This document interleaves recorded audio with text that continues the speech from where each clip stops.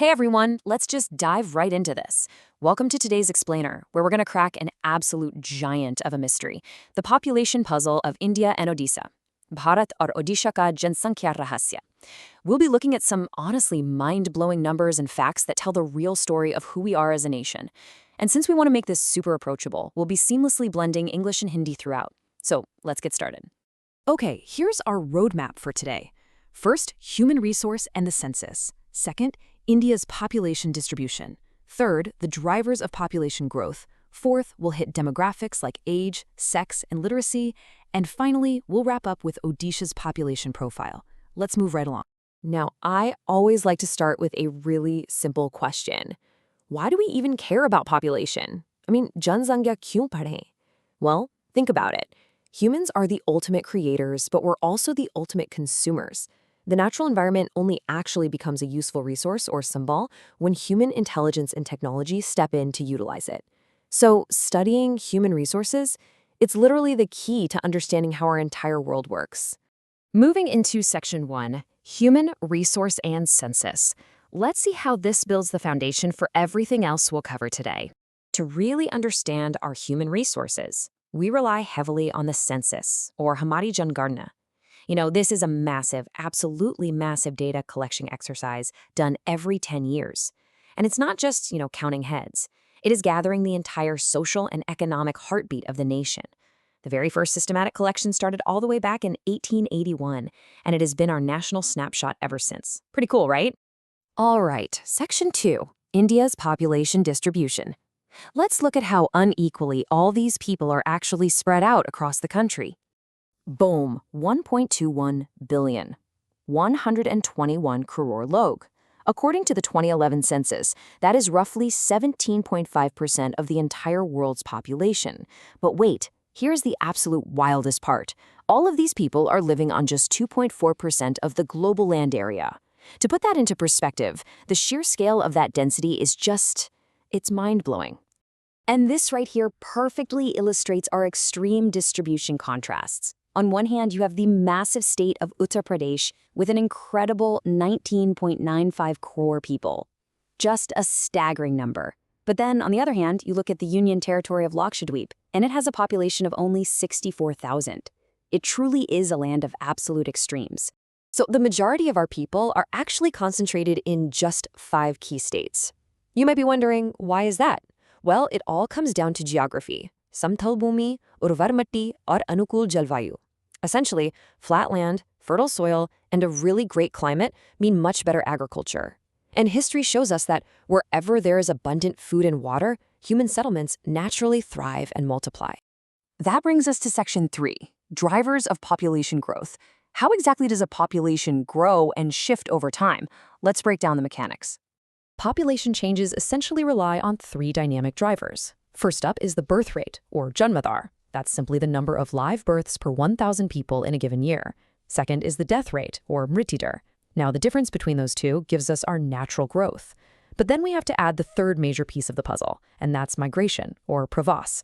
That's the actual physical movement of people from one place to another. An internal migration is a massive, massive driver in India.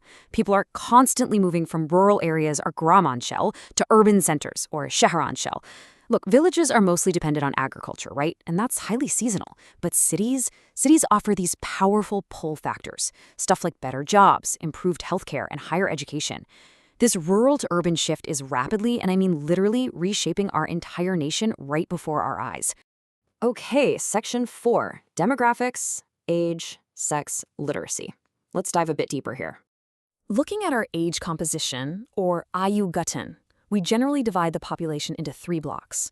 You've got children from 0 to 14 years old, the Bal Goshti, then there's the working age from 15 to 59, the Yuva Goshti, and finally, the elderly, 60 and above, the Ridha Goshti. Keep in mind that 15 to 59 group, they are the absolute productive engine of the economy, while the young and the elderly generally rely on them for support. Now, looking historically at the sex ratio, yani Linganupat, which is the number of females per 1,000 males, it really shows how societal challenges impact survival rates. Way back in 1901, it was 962. Then it dipped down to 944 in 1911 due to some pretty harsh societal conditions. But thankfully, fast forward to the 2011 census, we've actually seen a steady recovery, bumping up to 984 females per 1,000 males. You know the saying, education is power. In India, anyone over the age of 7 who can read and write in any regional language is considered literate. By 2011, our total literacy, or Saksarta, reached about 74%. But check out the stark gap in this data. Male literacy is sitting around 82%, while female literacy is lagging at 65.4%. Closing that gap, that's for sure one of our most absolutely critical societal missions right now. And when you go state by state, the educational contrasts are just striking. Kerala brilliantly illustrates what happens when education is highly prioritized, leading the entire nation with an incredible 94% literacy rate. Meanwhile, states like Bihar, which are currently at 61.8%, are actively facing these challenges head-on and working super hard to catch up. So what do all these millions of people actually do for a living? In our occupational structure, or Vrittigatgatan, a whopping 64% of Indians are still tied to the primary sector. That means they are heavily reliant on agriculture. The secondary sector, which includes manufacturing, sits at about 13%.